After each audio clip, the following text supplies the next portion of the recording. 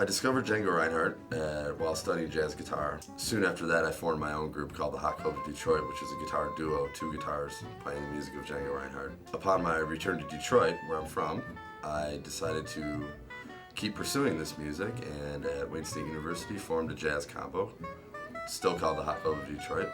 This is also where I met the rest of the guys in the band. The group got better and better. Not long after that, we hooked up with Gretchen Valaden from Mack Avenue Records, which we were very thankful for, and she brought us on her record label, and the rest is history. I love all music and all different styles, but I guess the one that speaks to me most to my heart is gypsy jazz and trying to recreate the virtuosity that Django Reinhardt created in this world. I had just moved from France to the United States to actually study and learn more about jazz, and I come to Detroit out of all places and I hear Evan Perry playing French music and Django Reinhardt. The accordion in France is really strong and very popular instrument. So the accordion I play is it might be unusual for most of the people, especially in the United States. It's actually a button accordion. It has all buttons, so it looks like a gigantic typewriter. So it's actually, a lot of people, I get a lot of that. What is that you play? They I've never seen that kind of accordion. It's just a gigantic typewriter where I get a lot of sounds out of it. And it's kind of a different system than the regular piano accordion that people might be familiar with. Well, many people inspire me. I mean, it's a constant learning experience. The more I get older, the more I get involved in different styles of music, and I get a lot of influence. It's like a culture, and I love learning about people, and I love about sharing stories, and so I get influenced by all of that. Shannon Wade, the bassist, brings just a drive, a rhythm, and a power to the rhythm section of the band that is hard to find these days with bass players. So he's the anchor of the band in a way, and he's got a great personality and great musicianship, and it's really a pleasure to share this music. He can really swing hard. He's a great soloist on the instrument. He's got a lot of chops. He's a well-trained classical musician, studied with Edgar Meyer at Vanderbilt University, and he's played in orchestras and played like Walter Page and Milt Hinton and really dig into that old school slapping swing bass style. We're great friends, and I look forward to many years of playing with Shannon, and he brings just a really great element to the band.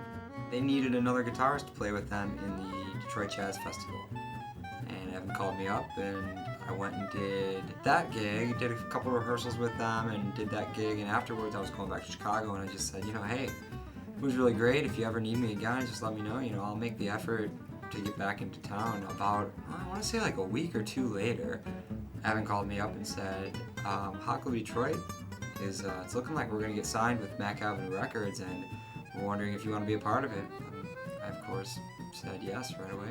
I play classical guitar as well, and I can really only describe myself as a classical music fanatic.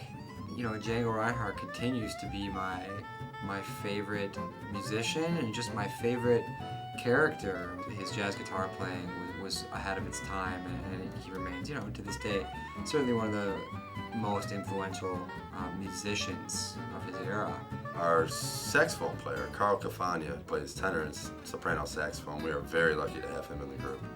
He brings a world of knowledge from all forms of jazz and a maturity level to the group that fits in with the rest of us. Carl has been playing jazz in Detroit for many years and has had many successful groups in Detroit, and the sound I was looking for the soprano and the sax, he just encompassed. And we had known each other before he joined the band, and I had actually gigged with him several times, and I just knew he was going to be a perfect fit, and sure enough he was. He plays everything: clarinet, alto, bari, flute.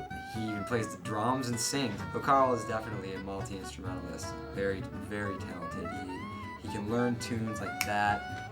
He can, you play him a melody once and he's got it and he never forgets it. He's a really amazing musician, and I've learned a lot from him as far as on the human relationship and also musically.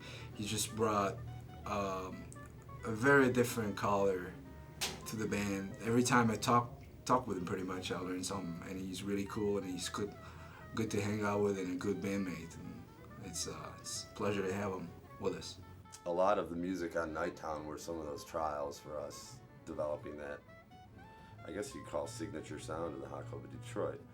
It was easier on us all, I think, the second time around. Going into a studio and you sort of know the ropes at this time. You know how the producer's going to work, you know how the engineer works, you know how each other work, and you know, you learn how to do it better. It's gotten to the point now where we're just like functioning in this like symbiotic type relationship. I can predict what Julian's gonna do and vice versa. And with Carl now, we're all on the same page. With the album, it's kind of it's kind of a more polished, tighter version of what we do live. We have a little bit of the bebop with Carl playing saxophone. We got some blues. We have some classical music. We have some New Orleans music. We got some Brazilian things. We're careful not to abandon sort of what the purists who like this music are into. You know, we're not straying so far away from what we did on the first record, so that people are going to get angry. I guess my three favorite tracks of the album are the three originals we have on it. Partly because they're our own songs that we created, and they show a good amount of diversity with our writing within the band. The song Swing '05 is a nice hard-hitting swing traditional gypsy jazz tune. The title track Nighttown is a nice ballad, real slow burning melody that kind of dives into some thicker harmonies. 2 Weeks is one of my favorites on the album, definitely. It's a flamenco kind of rhythm with some little more advanced harmony and just a wonderful melody presentation by Julian and Carl. I also really like J'attendrai, which is a traditional French song, and it's a traditional also gypsy. It's played by a lot of gypsy jazz group around, and we thought to keep our identity to include that track, and I really like our rendition of Coquette. We put a nice Brazilian twist, which was Paul's idea, collaboration with Evan, and we thought it worked pretty well. I really like Blues Up and Down, which gave us, it was brought to the group from the tenor player, Carl Cafagna, you know, as being an original tenor battle tune by Gene Ammons and Sonny Stitt.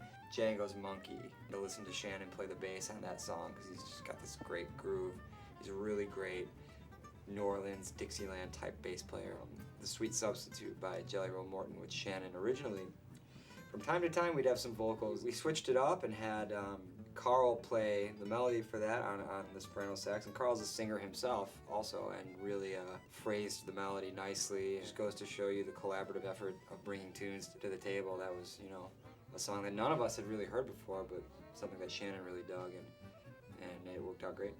We took a very popular Django Reinhardt song called Django's Tiger and put the Hot Club stamp on it. You know, we changed the feel a little bit, but the melody's still there, and the harmony, and so people are gonna identify with that. But we also gave it a new twist. One of the great things about this music is that the demographic is right across the board. It's from, you know, people 18 years old to 80 years old, and I don't see that changing anytime soon. And it's more the younger people, you know, from age 18 to 30 are becoming aware of this music now because of us playing around. The young people of our age, they're like, you know, I never heard this, but I really like it, and I really dig it. It's like so entertaining, and you know, so it's funny to actually see how wide we can get of an audience, because anybody will come and listen to us and just, I think they dig the music because it's simple to understand, but it's also, they really like the whole atmosphere that comes with it. It brings all sorts of people to the music, and it makes us feel good, it makes us feel happy, and you know, to be able to share a passion that you have for a certain kind of music and see someone else on the other side of that stage digging what you do, and that's priceless. And that's what we do. In the future, it's just play as much as we can, travel wherever we can, play for whatever crowds we can, and keep this spirit alive in this group. Keep the Django spirit alive. There was a sense in our minds that we wanted to keep growing and keep changing, because I don't think the band will ever stay the same, and I think it will always keep evolving into something next. So, you know, whatever the next stage is, you know, we'll get there, and I'm not deliberate about getting to the next stage. It will just happen.